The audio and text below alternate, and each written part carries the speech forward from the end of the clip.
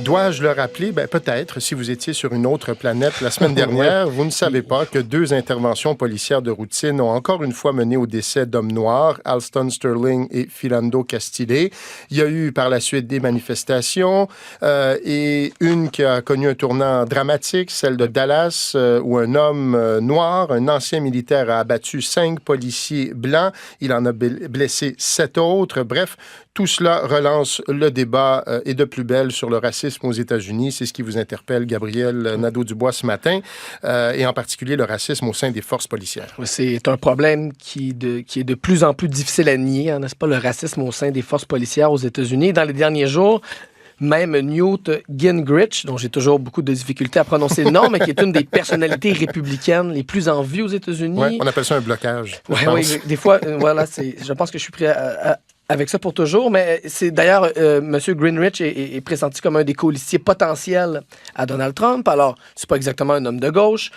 Et lui-même, donc, a reconnu dans une entrevue l'existence d'un problème profond de racisme aux États-Unis. Il est allé même jusqu'à dire que les Américains blancs ordinaires sous-estimaient systématiquement ce que ça voulait dire au quotidien être un noir aux États-Unis en termes de discrimination et tout simplement en termes de risques auxquels on fait face dans la société en tant que noir.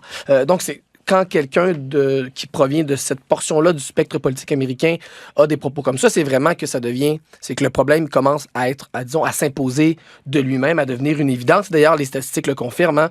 Le quotidien de Guardian a calculé qu'aux États-Unis, en 2015, les Afro-Américains comptaient pour 26% des victimes de bavures policières, alors qu'ils représentent seulement 14% de la population. Ce qui fait que globalement, on calcule qu'aux États-Unis, en ce moment, un jeune noir a 5 fois plus de chances qu'un jeune blanc d'être abattu par un policier. Donc, c'est des chiffres vraiment qui montrent que le problème, il est réel, il est persistant.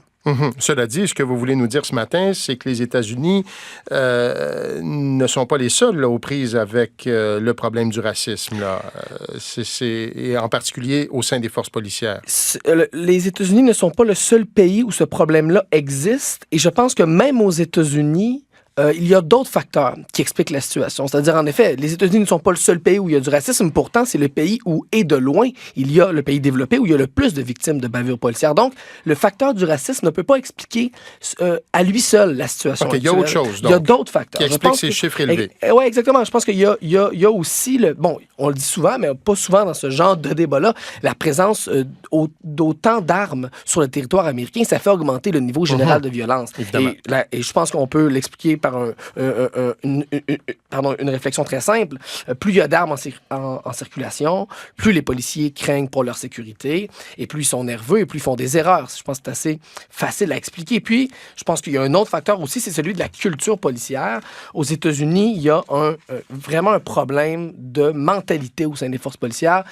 Plusieurs experts appellent ça la shoot first mentality. Hein. Il y a vraiment et d'ailleurs, dans plusieurs États, il est légal pour les policiers de sortir leur arme à feu, même si leur vie n'est pas directement mise en danger. C'est quand même un des seuls pays dans le monde où il y a ce type de règles-là. Et dans certaines villes, on a d'ailleurs changé les pratiques reliées aux armes à feu. Et dès qu'on fait ça, on pourrait dire que c'est un changement superficiel, mais ça aide quand même à réduire le nombre de morts par année. À Philadelphie, on l'a fait en 2014.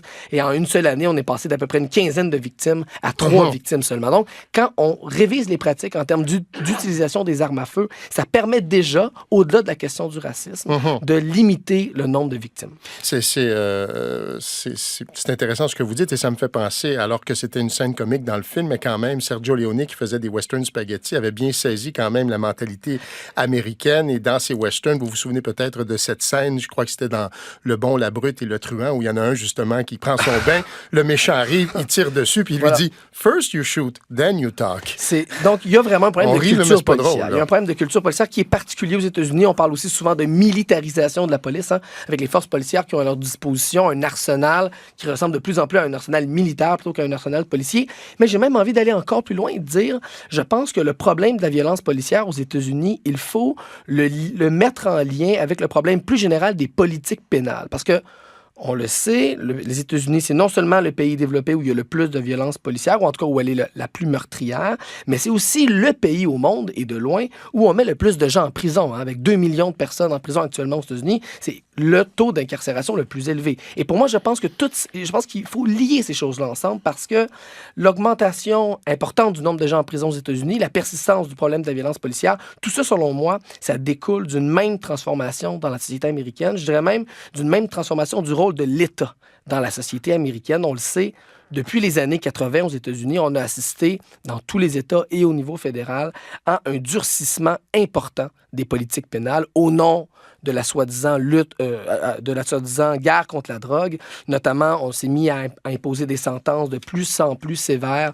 pour des infractions mineures. Et ce que les études en sociologie montrent, c'est que cette montée-là en puissance de la logique du law and order, elle s'est faite en parallèle avec l'affaiblissement de l'État-providence. Donc, si on voulait résumer la situation en une formule, on dirait l'émergence d'un État pénal aux États-Unis est allée de pair avec le démantèlement de l'État social américain. Pour vous donner une idée, seulement dans la décennie 1980, qui est vraiment le début de cette logique-là, les États-Unis ont diminué de 41% le financement de l'aide sociale et en parallèle, ils ont augmenté de plus de 95% le financement des prisons. Donc, le résultat combiné de ces deux politiques-là, qu'est-ce que ça a fait? Bien, ça a fait quadrupler le nombre de gens en prison depuis 20 ans aux États-Unis, ce qui fait que, je le disais, on se retrouve aujourd'hui, au moment où on se parle, avec plus de 2 millions d'Américains en prison.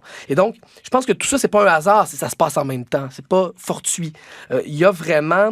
je pense que la montée des politiques répressives, elle a accompagné le déclin des politiques de solidarité, comme si, au lieu de lutter contre la pauvreté à sa source, on s'était mis à en gérer les effets après coup en criminalisant les gens qui sont dans ces situations-là, qui se retrouvent dans les circuits d'économie informelle, qui se retrouvent dans des milieux marginalisés. Et d'ailleurs, cette logique-là, on aurait tort de dire c'est seulement la faute des républicains, hein? Parce qu'un des présidents qui a agi sur ces deux fronts-là avec le plus de ferveur, c'est Bill Clinton, qui a à la fois été l'auteur, on le sait, de restrictions importantes dans l'aide sociale et dans le logement social, tout en, d'un autre côté, appuyant des lois visant à durcir de manière importante les sentences pour possession de drogue, surtout les types de drogues qui sont consommées par les populations les plus marginalisées. Donc, tout ça pour dire que oui, on a raison de parler du racisme policier. C'est une situation qui est révoltante. Les chiffres, comme je le disais, sont clairs. Il y a un problème de discrimination qui explique en grande partie pourquoi ce sont des hommes noirs qui sont les premières victimes de la violence policière. Mais cette violence-là, elle ne se réduit pas à des questions raciales. Il y a aussi des enjeux socio-économiques plus larges et la montée de ces politiques pénales-là répressives, il faut les mettre en lien avec l'affaiblissement de l'État social et avec l'augmentation des inégalités. Bref, tout ça est tout pogné ensemble. Bonne lecture, Gabriel Nadeau-Dubois. Merci beaucoup. Merci beaucoup. Nous parlons maintenant tension raciale aux États-Unis. Je vous le disais sous l'angle politique, puisque, bon, hier, il y a eu, disons, une légère accalmie, alors que des milliers de personnes noires ou blanches, d'ailleurs, et de d'autres origines aussi, des civils et des policiers, ont rendu hommage aux victimes de la tuerie de Dallas, ainsi qu'aux 2 hommes noirs tués par la police, mais on ne sait pas jusqu'à quand ça va durer, cette légère accalmie. Je vous rappelle que tout ça faisait suite à plusieurs manifestations très tendues au cours desquelles il y a eu plusieurs arrestations. Bref, qu'est-ce qu'il faut retenir de ces épisodes de tension raciale? On pose la question à Elisabeth Vallet, directrice scientifique à la chaire Raoul Dandurand. On la joint par téléphone. Elisabeth, bonjour. Bonjour. Bon, alors, je vais poser la question comme je l'ai formulée il y a quelques secondes à peine. Qu'est-ce qu'on doit retenir de ces épisodes de tension raciale, surtout celles là, des dernières semaines et des derniers jours? Que rien n'a véritablement changé, qu'il y a une certaine constance dans les exactions commises à l'écart et la discrimination à l'écart de la population noire, et qu'en fait ce que l'on voit réapparaître ponctuellement comme des épiphénomènes en fait sont vraiment une constante dans l'histoire américaine. Ce qu'on doit retenir également, c'est que des politiques fédérales qui ont conduit par exemple à la militarisation de la police avec tous les transferts de matériel des guerres d'Irak et d'Afghanistan aux polices municipales ont eu pour effet de décupler la violence, la manière dont la violence s'exerce en fait, la violence policière s'exerce et qu'elle cible en raison de cette discrimination réelle, constante, particulièrement les Noirs. Donc, ce ne sont pas des épiphénomènes. Ce sont vraiment des choses qui existent, qui sont là pour durer. Et le mouvement Black Lives Matter a du mal à mettre à l'avant de l'agenda politique, puisque c'est l'angle que vous choisissez ici, de mettre à l'avant de l'agenda politique et de l'agenda électoral cette cause-là, qui ne fait que ressurgir quand véritablement il y a des phénomènes plus violents ou filmés en l'occurrence. Voilà, parce que les critiques envers l'administration Obama fusent de toutes parts. Oui, d'un côté, les conservateurs, disons, et plus précisément les conservateurs blancs, qui n'hésitent pas ou qui ne manquent pas une occasion de rappeler que Barack Obama n'aime pas la police, ce qui reste à démontrer clairement. Mais bon, bref, il y a eu quand même quelques déclarations plus ou moins heureuses qu'on aime reprendre aujourd'hui. Mais il est aussi critiqué par la ou les communautés noires qui trouvent que, bon, oui, il verse 2-3 larmes pendant les conférences de presse, mais il fait pas grand-chose. Il est pas mal pieds et poings liés par un Congrès qui ne lui est pas favorable et qui en fait pratique l'obstruction systématique, ce qui est probablement ne s'était jamais vu dans cette ampleur-là, en tout cas dans le système politique américain. Et puis effectivement, il y a plusieurs éléments sur lesquels il est critiqué. Et on pourrait aussi rajouter la question des armes à feu, mais ce sont des domaines où sa capacité d'intervention est limitée. Qu'il ait tenu des propos extrêmement durs à l'égard de la police et je crois est justifié dans la mesure où le bras armé d'une société se doit de plus respecter le droit, si besoin était, que le reste de la société. Donc qu'il ait un peu tensé la police a beaucoup de sens, d'autant que les exactions que l'on voit ont été pour certaines filmées. On pense à tout ce qui s'est passé depuis ce qui s'est passé à Ferguson, et on voit que si ça n'est pas filmé, systématiquement les grands jurys, donc le système fédéral, le système de cour, va absoudre les policiers. Donc il y a, je pense fondamentalement son idée, c'est un juriste, il ne faut pas l'oublier, le besoin de respecter l'état de droit. Et puis oui, de l'autre côté, les communautés noires sont insatisfaites. Je pense qu'ils mettaient beaucoup d'espoir dans l'élection d'un président noir qui n'est pas un Afro-Américain au sens où on l'entend lorsqu'on parle des communautés afro-américaines, c'est-à-dire des descendants pour la plupart d'esclaves. Et on voit réapparaître de manière plus forte qu'avant une résurrection du parti des Black Panthers qui était né justement en plein cœur des droits civiques à la veille de la Convention démocrate de 1968. Donc on voit apparaître le New Black Panther Party. Donc d'autres voix, d'autres expressions dont certaines peuvent être, et on l'a vu à Dallas, beaucoup plus violentes. On n'a pas parlé encore de terrorisme pour cette personne qui a commis les exactions de Dallas, mais compte tenu de l'arsenal et des plans qu'il avait, on peut imaginer qu'on puisse à un moment donné parler d'un terrorisme afro-américain. En tout cas, un de nos intervenants la semaine dernière a osé l'expression, a parlé de terrorisme interne. Cela dit, il faut quand même souligner la mise sur pied de ce groupe de travail. C'était dans la suite au décès de Michael Brown. On rappelle, là, c'est l'incident de Ferguson à partir duquel beaucoup, en fait, tout ça a déboulé. C'était au Missouri, en 2014, au Missouri. Et donc, on a mis en place ce qui s'appelle la White House Task Force on 21st Century Policing. Bon, bref, le but était d'améliorer les rapports entre police et communautés culturelles. Est-ce que ça a donné quelque chose ou il est encore trop tôt pour le dire? Il est encore trop tôt, ça n'est pas de manière significative, et c'est probablement là où il y a un certain nombre d'insatisfactions, notamment de la part de la communauté noire.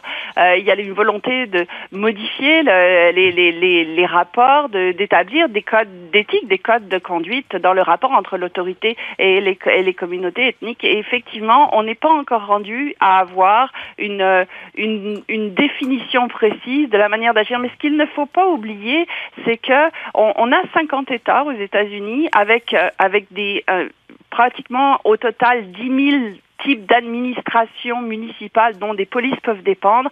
Donc, arriver à apposer des codes d'éthique, des codes de conduite à travers le pays, autrement que par le système judiciaire, mais véritablement dans le domaine comportemental, est extrêmement délicat, d'autant qu'on a des cultures différentes de rapports entre les collectivités et entre les communautés. Et le sud-est des États-Unis, on parle beaucoup de Bâton Rouge, où d'ailleurs un des leaders de Black Lives Matter a été arrêté en direct. Il se filmait sur Periscope. On voit qu'il y a a vraiment des villes, il y a vraiment des zones, il y a vraiment des États où la discrimination prend une autre forme que dans d'autres endroits, comme par exemple l'Oregon ou l'État de Washington, où la dimension, le rapport ethnique n'est pas le même. Et c'est là probablement la plus grande difficulté d'une force comme d'une commission comme celle créée par la Maison-Blanche, c'est d'arriver à traiter d'un problème qui est un problème commun à travers un prisme d'État et de culture juridique, judiciaire et policière extrêmement différente. Maintenant, en terminant, Elisabeth Vallet, comment tout ça va s'immiscer dans la course à la présidentielle? C'est une très bonne question. Je pense qu'à partir du moment où on commence à justement parler de ce que vous disiez, donc de terrorisme intérieur, à partir du moment où on va avoir des journaux, comme on l'a vu au lendemain de ce qui s'est passé à Dallas, titré « Guerre civile », Civil War, le risque est, paradoxalement, alors que la communauté noire va voter traditionnellement pour les démocrates, et en l'occurrence Hillary Clinton fait très bien, particulièrement chez les plus de 40 ans dans la communauté noire, on peut imaginer donc qu'elle continuera à surfer sur la vague de Barack Obama. Il reste que s'il y avait vraiment des événements, une sensation d'insécurité, ça pourrait mobiliser des gens pour Donald Trump. Et c'est vraiment probablement la plus grande inconnue de cette élection à l'automne, c'est ce qu'on appelle la surprise d'octobre, c'est-à-dire un événement qui, à un moment donné, va faire basculer le vote. Et n'oubliez pas ce qui s'est passé avec le Brexit. On n'est jamais très loin d'une vague, d'un mouvement, d'une réaction populaire. Et le populisme, tel qu'on le voit s'exprimer dans beaucoup de pays, mais particulièrement aux États-Unis, est un peu la trappe dans laquelle on peut tomber parce que justement, il y aura un ou des événements qui vont accroître la sensation, la perception d'insécurité. Elisabeth Vallet, directrice scientifique à la chaire Raoul Dandurand, elle analysait les derniers épisodes de tensions raciales aux États-Unis sous l'angle politique. Merci beaucoup, Elisabeth Vallet.